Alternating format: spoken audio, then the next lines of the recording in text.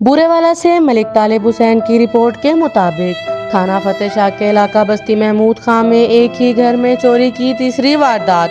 نامعلوم چور لاکھوں روپے کے مویشی چرا کر لے گئے۔ ہونہار غریب طالب علم کا خواب بھی چکنا چور کر گیا۔ طالب علم نے پی ایچ ڈی کے داخلے کے لیے مویشی پال رکھے تھے۔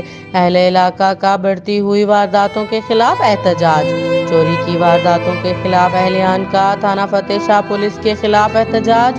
متاثرہ طالب علم کا کہنا ہے کہ اس نے M Phil P H D کے لیے یہ جانور پالے تھے تاکہ بروقت داخلہ یہ فروخت کر کے اپنی اعلیٰ تعلیم جاری رکھ سکوں، لیکن چوروں نے میرے مویشی چرا لیے ہیں۔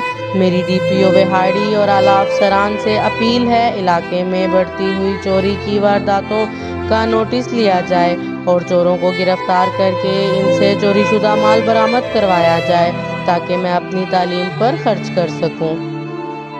Subscribe to our channel, clicking subscribe button and bell icon.